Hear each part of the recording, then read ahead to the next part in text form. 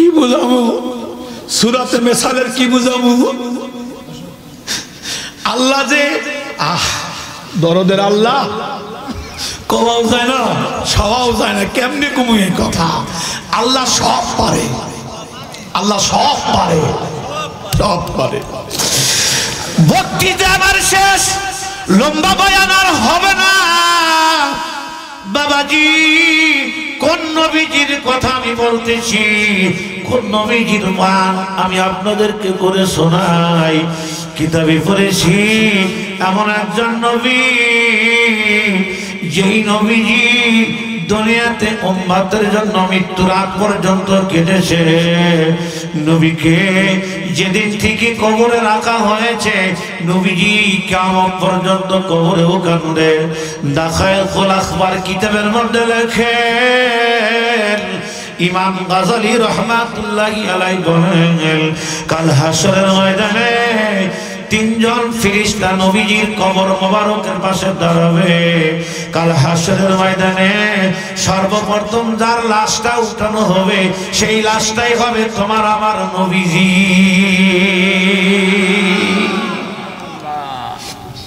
একটু চোখের পানি ছাড়বেন দেখি নবীজির কথা শুনে ইতিমের মতো কে কাঁদে আরে বাবা এই চোখের পানিটা কম না এইটা হলো আরশা আজিমের উন্নত মানের ডলার এই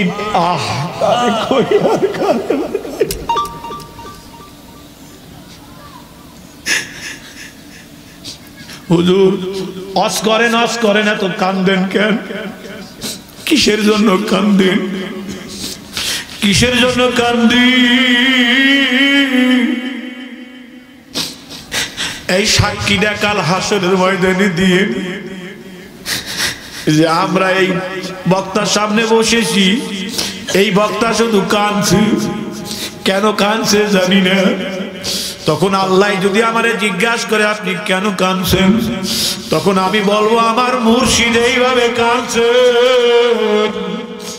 আমার মুর্শিদকে জিজ্ঞাসা করবে তুমি কাঁদছো কেন বলে আব্দুল খালেক বর্ধমানী এইভাবে কাঁদছেন আব্দুল খালেক বর্ধমানী তুমি কাঁদছো কেন বলে আমার মুর্শিদ রশিদ আহমদ গঙ্গুই এইভাবে কাঁদছেন বলে তুমি কাঁদছো কেন বলে আমার মুর্শিদ হাজী এমদাদুল্লাহ হক মুহাজিরে মক্কি এইভাবেই কাঁদছেন বলে তুমি কাঁদছো কেন বলে এইভাবে যাইতে যাইতে যাইতে যাইতে হযরত আলী রাদিয়াল্লাহু তাআলা আনহু কাঁদছেন ওগো আমার আলী তুমি কাঁদছো কেন আলী বলবে এইভাবে কাঁদছেন মুহাম্মদুর রাসূলুল্লাহ আপনি জিজ্ঞাসা মুহাম্মদুর রাসূলুল্লাহ কেন কাঁদছেন এ মুসলমান ভাইরা আমার তিনজন ফেরেশতা যখন নবীর পাশে দাঁড়াবেন বাবা কিতাবের মধ্যে লেখেন প্রথম নবীজির লাশ মোবারক যখন উঠানো হবে তিনজন ফেরেশতা নবীজির লাশখানা যখন উঠাইতে যাবে জিবরিল আমিন কবরের ভিতরে যখন আপনার লাশটা উঠিয়ে নিয়ে আসবেন জিবরিল দেখেন আমার নবীজির পুরা কাফনের কবরের মধ্যে কাদা দেখা যায় আমার নবীজি কতদিন হলো দেখি না জিবরিল মনে দুঃখ নিয়ে বড় আফসোস নিয়ে কাফনের কাফনটা যখন মুখের দিকে খুলে ফেলবেন মুখের দিকে খুলে ফেলার পর জিবরিল আমিন বলবেন আমার নবীজির দাড়ি মোবারকে কাদা দেখা যায় আমার নবীজির বাবরি মোবারকে কাদা দেখা যায় আমার নবীজির সর্বশরীরে কাদা মোবারক দেখা যায় কিতাবের মধ্যে লেখেন জিবরিল আমিন জিজ্ঞাসা করবে ইয়া রাসূলুল্লাহ ইয়া হাবিবাল্লাহ হুজুর আপনাকে তো এইভাবে কবরের মধ্যে আমি রাখি নাই যেদিন কবরের মধ্যে রেখেছিলাম আপনার চেহারার মধ্যে কোনো কাদা ছিল না বাবরিতে কোনো কাদা ছিল না আপনার চেহারাতে কাদা কেন আমার নবী বলবে জিবরিল আমার খবর নেওয়া বাদ দাও দুনিয়াতে যতদিন হায়াত পেয়েছিলাম ততদিন উম্মতের জন্য আমি কেঁদেছি ছোট্টকালে বাবা হারাইছি বাবাকে কোনোদিন এই চোখ দিয়ে আমার দেখার ভাগ্য হয়নি আমি মার সাথে গিয়ে বাবাকে দেখার জন্য বাবার কবরের পাশে একটু দাঁড়াইছিলাম কবর ধরে যখন বাবা বাবা কয়ে ডাকছিলাম ওই মুহূর্তে আল্লাহ আজরাইলকে ডাক দিয়েছিলেন আজরাইল রে যা মা আমেনার জানখানা কবজ করে নিয়ে আয় আমার মা আমার পাশে ঘুমিয়ে গেলেন। মাকেও বেশি দিন দেখার ভাগ্য হলো না। দেখতে দেখতে দেখতে দেখতে 40টা বছর পেরিয়ে গেল। 40 বছরের নবরাত্রি পাওয়ার পর মক্কার কাফেররা এমন কোন ধরনের কষ্ট আমাকে দেয় নাই। সব ধরনের নির্যাতন জুলুম আমি সহ্য করেছি, উম্মতের জন্য কেঁদেছি। কেঁদে কেঁদে কেঁদে কেঁদে কবরে যেদিন নামাইছো, ওই দিন থেকে কাঁদতে কাঁদতে কাঁদতে কাঁদতে আমি পুরা কবরটাই উম্মতের জন্য কাদা বানাইছি।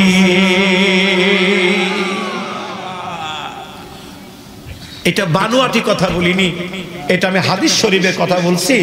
দাখায়েকুল আকবার কিতাবে লেখেন, সেই নবী এখনো মদিনা শরীফ শুয়ে কাঁদেন আমার জন্য, চাষকুরের এই ইতিম উম্মতের জন্য। কি করে, কোন জ্ঞানে, কোন থিওরিতে, কার কথা শুনে তুমি দাড়িতে বেলেট লাগাও? তুমি যখন দাড়িতে খুর লাগাও, তুমি যখন দাড়িতে বেলেট লাগাও, মুর্শিদের মুখে শুনেছি আল্লাহর রাসূল তখন সিনার উপরে হাত দিয়ে বলে, করলি কি, করলি কি? এই জন্যই কি আমি তোর জন্য কবরে কাদা বানাচ্ছি? এই জন্য কি উহুদ আর তায়েবের প্রান্তরে আঘাতপ্রাপ্ত হয়েছি? তুই আমার কলিজায় ছুরি দিলি।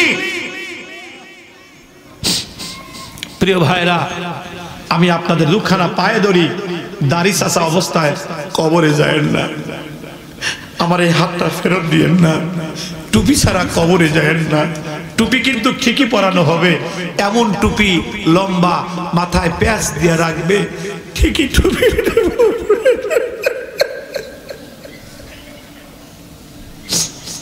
ঠিকই পরবেন, কিন্তু ঠিকই পরবেন সেদিন, পড়তেই হবে আপনাকে। নবী কি ভুলে কবরে যাবেন না, ভুলে যাবেন না। নবী যেই দিন দুনিয়া থেকে বিদায় নেবে,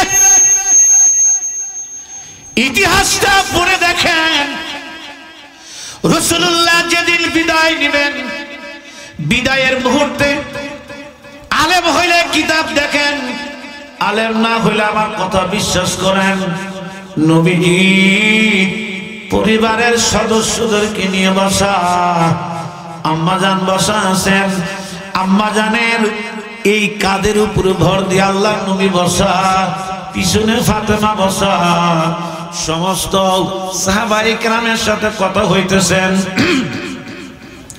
সাহাবীরাও কথা বলতেছেন। মসজিদে নববীতে বসে সাহাবায়ে কেরাম কথা বলতেছেন, আম্মাজান ফাতেমাতু জোহরা পিছনে বসা। হঠাৎ করে কে যেন দরজায় টোকা লাগায়, দরজাটা খুলে দিল, দেখে কেউ না, জিবরিল।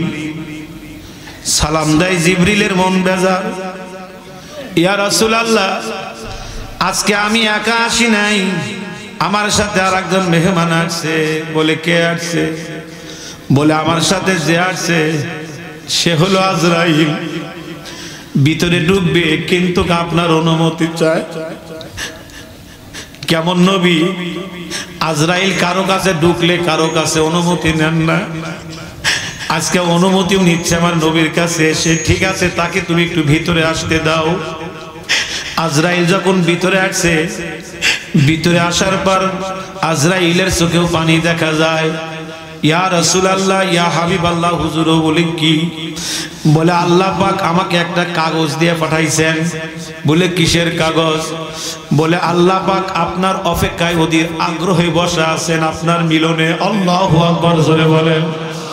আপনি থাকবেন না আপনি যাবেন? ডাকতে বলতেছে, আমি যদি যাই আমার উম্মাতগুলি কি হবে? উম্মাতগুলিকে কে দেখবে? আমার এই উম্মাতকে রেখে আমি কেমনে যাব? তুমি একটু বলে আসো, আমি গেলে কি আমার উম্মাতদেরকে হালাক করে দিয়ে তুমি যাও? ঠিক আছে ইয়া রাসূলুল্লাহ, আমি যাই। আল্লাহর কাছে আবার গেছেন, ইয়া আল্লাহ, বাড়িতালা আপনার বন্ধু জানতে চাইছে, আপনার বন্ধু তো উম্মাতের মায়ায় বিভুল, এদিকে আপনার দিদার, ওই দিকে হলো উম্মাতের মায়া। উনি উম্মতকে রেখে আপনার কাছে একা একা আসতে চায় না। বইলা দিছে আপনি যদি আপনার বন্ধুকে নিয়ে আসেন, আপনার বন্ধুর উম্মত কেমন হবে? আল্লাহ বলে বন্ধুকে আশ্বস্ত করুন, আমার বন্ধুর উম্মতরা যদি তওবা করতে পারে আমি কোনোদিন তাদের সমূলে ধ্বংস করব না। জিবরিল আবার দৌড়ায় আসছেন, ইয়া রাসূলুল্লাহ, আল্লাহ পাক ওয়াদা করছেন, আপনাকে আশ্বস্ত করছেন সমূলে ধ্বংস করবেন না। আল্লাহর নবী ডাক দিয়ে কয়, তাহলে আর দেরি কইরো না, আমাকে নিয়ে যাও। কিন্তু নবী জানে এই আবু বকর বিচ্ছেদ সহ্য করতে পারবে না। আবু বকরকে সরায়া দিছে, তুমি চলে যাও। বিটি ফাতেমা তো জোহরাও সহ্য করতে পারবে না, কারণ বাবা যদি মারা যায় দুনিয়ার সবচাইতে বেশি কাঁদে হলো বিটিরা। বিটিকেও সরায় দিছে, বিটি তুমিও চলে যাও।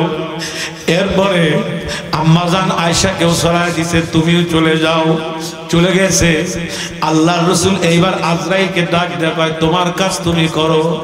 আল্লাহর নবী উপরের দিকে হাতটা উঠাইয়া আল্লাহুম্মা রফিকাল আলা তিনবার বইলেন। নবীজির আর খবর নাই, নবীজি আর কথা বলে না। ফাতেমা তো জোহরা একটা চিৎকার মারছে, আমার বাবা নাই। এই খবরটা মসজিদে নববীতে গেছে। মসজিদে নববীর ফেরেশতা নাফাকি সাহাবায়ে কেরাম পর্যন্ত গড়াগড়ি করে কান্দে। এ পরিমাণ কাঁদে যে নবী আমার আর দুনিয়ায় নাই। কিন্তু একজন সাহাবীকে খুঁজে পাওয়া যায় না। যাকে খুঁজে পাওয়া যায় না তার নাম হলো বেলাল। করে বেলাল গেল কই? বলে বেলাল গর্তের মধ্যে বসে বসে কান্না করছেন। বলে তুমি কেন কান্দো? বলে যে এই মদিনায় নবী নাই, ওই মদিনাতে আমি আর ঢুকবো না। আমার নবী ছাড়া আপনি আমার কে আছে? আমি তো সফর করে নবীর কাছে আসছিলাম। আবু বকরের কানে চলে গেছে, রাসূল দুনিয়ার মধ্যে নাই। আবু বকর খবর পাইয়া চলে আসছে, রাসূলুল্লাহ সাল্লাল্লাহু আলাইহি ওয়াসাল্লামকে কাপড় দিয়ে ঢাকা রাখছে। আবু বকর দরজার সামনে দাঁড়াইয়া আল্লাহু আকবার নবীজির চেহারার দিকে তাকাইয়া আবু বকর কান্দে আর কয়, ইয়া রাসূলুল্লাহ, ইয়া হাবিবাল্লাহ, আপনার ইন্তেকালের আগে আপনি আমাকে কেন দূরে সরাইয়া দিলেন? আপনি তো অনেক জায়গায় যাইতেন, আমাকে বন্ধু বানাইয়া লইয়া যাইতেন। আপনি একা একা কেন গেলেন? আমাকে সঙ্গে করে আপনি কেন নিয়ে গেলেন না? আপনি একটু মেহেরবানি করে আমাকে লইয়া কেন গেলেন না? আমাকে রাইখে কেন গেলেন? ওইদিকে ওমর ফারুক রাদিয়াল্লাহু তাআলা তলোয়ার লইয়া বাদানে তলোয়ার লইয়া ঘুরতেছে আর বলতেছে, যেই বলবি আমার নবী মারা গেছে তার গর্দানটা আমি কাটিয়া ফেলাইব। আমার নবী মারা যায় নাই, আমার নবী মরতে পারে না। উনি তলোয়ার নিয়ে নবীজির পাশে আসছে। নবীজির পাশে এসে নবীজির পিঠের দ্বারে হাতটা ঢুকাইয়া দিয়ে নবীজির কপালে চুমা লাগাইয়া ওমর ফারুক রাদিয়াল্লাহু তাআলা কান্দার বলে, ইয়া রাসূলুল্লাহ, আপনার এই তলোয়ার নিয়ে আপনার গর্দান কাটার জন্য তো আমি গিয়েছিলাম। আপনি আমাকে প্রেমের মালা পরাইয়া আমাকে ইতিম করে রাইখা আপনি কই গেলেন? নবীর জন্য একটু চোখের পানি ছেড়ে দেন। যেই মজলিসে নবীর আলোচনা হয়, আমার যাত্রাবাড়ি শায়েখ বলে, আল্লাহু আকবার, রাসূলুল্লাহর রওজা মোবারক থেকে নূর বের হয়, নূর বের হয়, নূর বের হয়, নূর বের হয়, নূর বের হয়, নূর বের হয়। ওই নূর ওই মাহফিলের শ্রোতাদের সামনে ঘোরে। যদি কারো চেহারা মুখে লাগে যায়, সে দিন ও আখিরাতের ধনী হইয়া যায়। এ শ্বাস করে গুরুদাসপুরের যুবকেরা, গারিসা পাড়ার যুবকেরা, আসো বাবারে, তোমাদেরকে লইয়া নবীজির মহব্বতে এত গভীর রাতে একটা মিনিটের জন্য একটু হাত উঠাবো।